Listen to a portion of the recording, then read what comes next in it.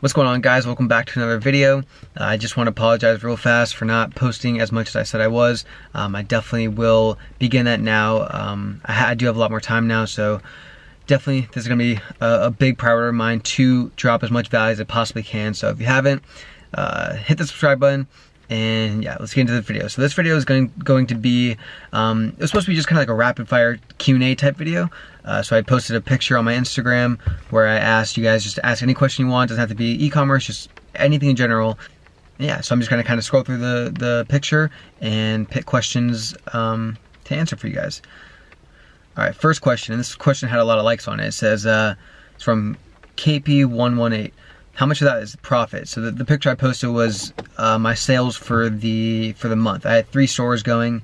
One of them did about 96,000, the other did about 18,000, and the other one did about 8,000. I think altogether it was like $125,000 for last month's revenue for 3 Shopify stores. And to answer that question, the profit for everything was about 35%.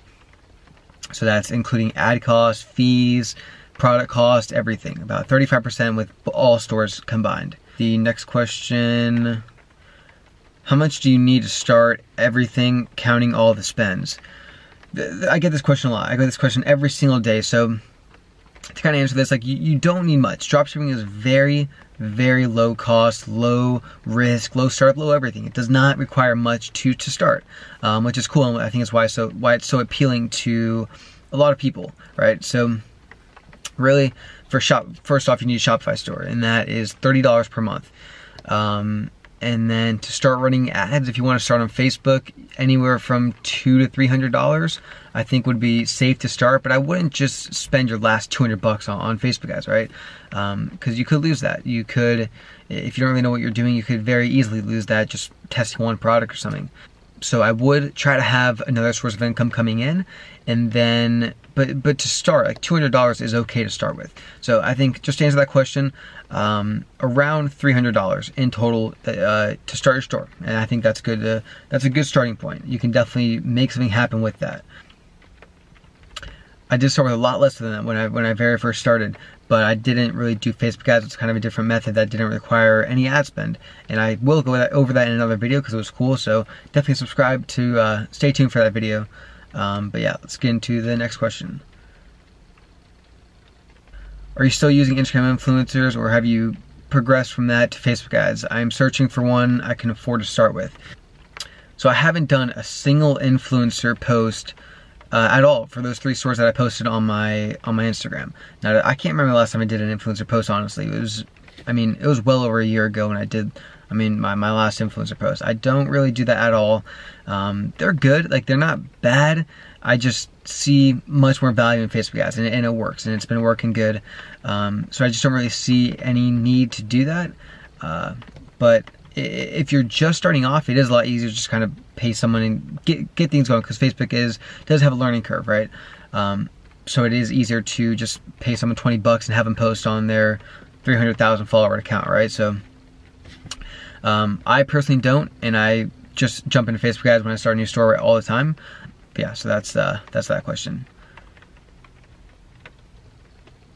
Jay Ban says, which ones are niche based versus general? All 3 stores are pretty much a hybrid, so it's not full on niche and it's not full on general, and that's kind of how I structure all my stores. So it's general enough to where I can test different products, and it's not just specific just for one thing. Like, just for an example, this would be a store I would have, for example, right? It would be an outdoor store, but I would have hiking, fishing, camping, sporting stuff, you know what I mean? So it's all kind of in the outdoor niche, but it's not just hiking, or it's not just fishing. So I can test a lot of products in different kind of categories, but it's not like, it wouldn't be jewelry and then kitchen stuff and then hiking and then fishing, you know what I mean? It wouldn't be all over the place, but it's kind of all in the same general niche in a way. So just kind of a hybrid. That's kind of what I go for. Yeah, and that's kind of how all my stores are structured. Can I send my store over to you and you take a look at it? For sure. I will always kind of get my feedback on stores if you just want someone to check it out. I'm always open to do that. So just DM me on Instagram, and yeah, I'll give my feedback on it. I'll help you out, give you tips and whatnot. So definitely just DM me. Are you planning on buying a car or house?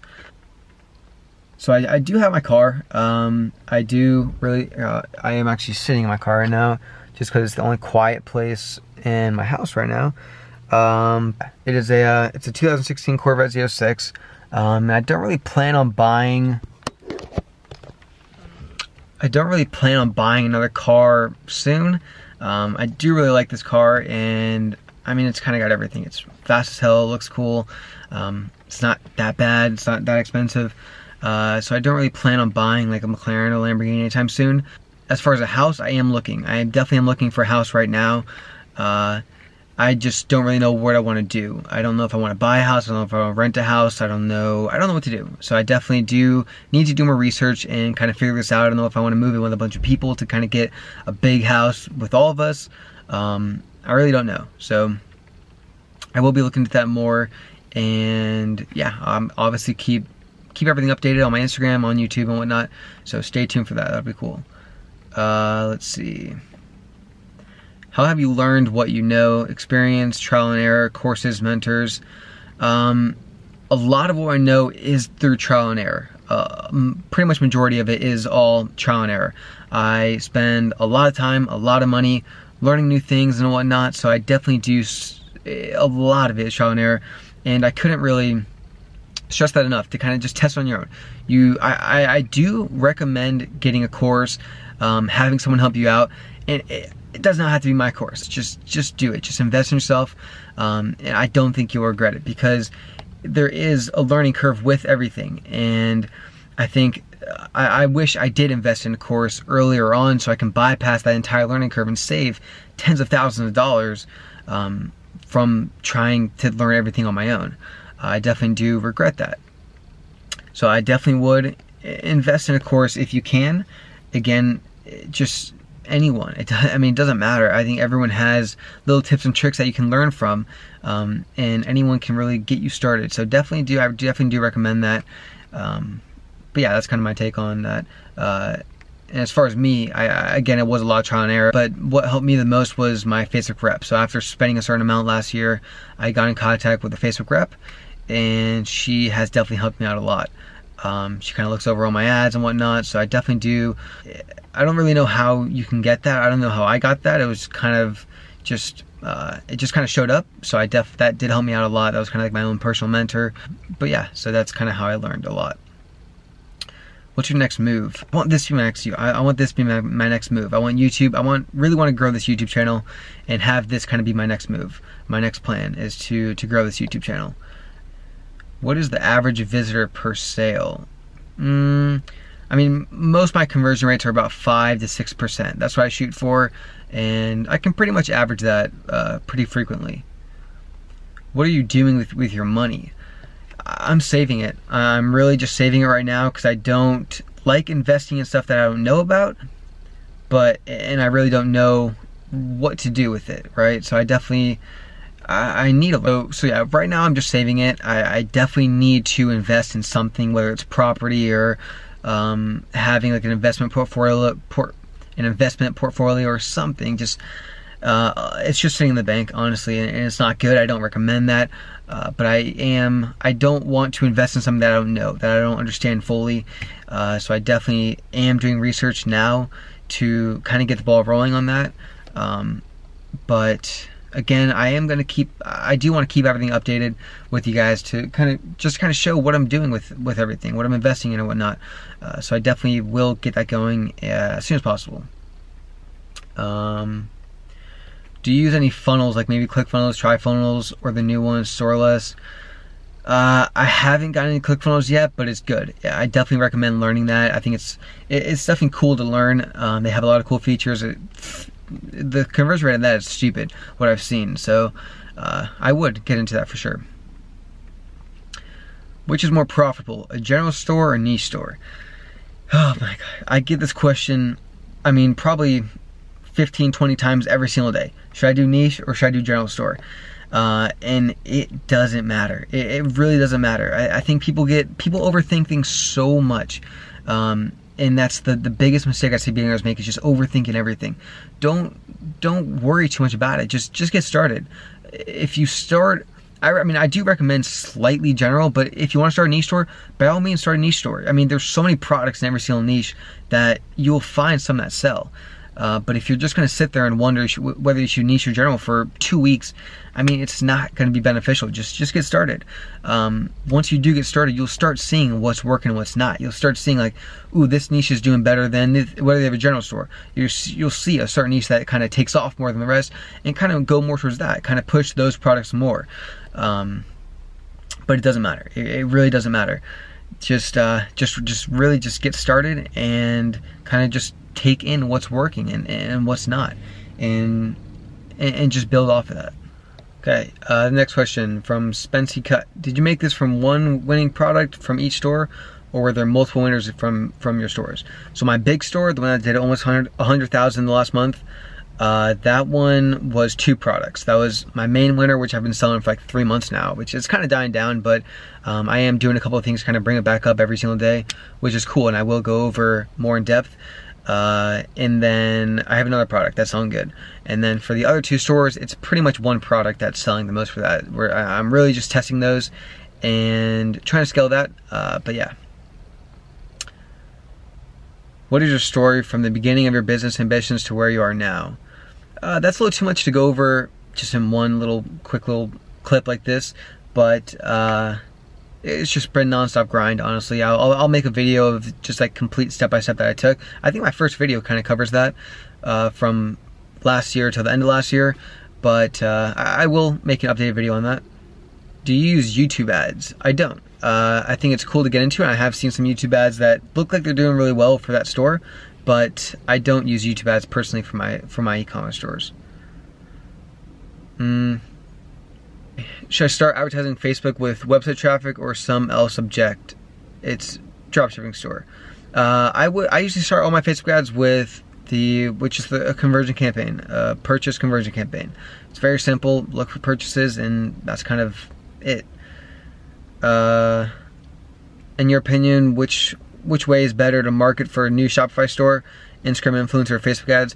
Kind of covered this in the last question. I really do recommend Facebook ads over influencers, but again, it's up to you. It's kind of depending on whether you want to spend the time to learn Facebook ads, which I do recommend, because that can be pushed into so many different aspects of multiple businesses. Like having the skill of knowing how to run profitable Facebook ads can be applied to so many different things. It's not just your Shopify store, right? It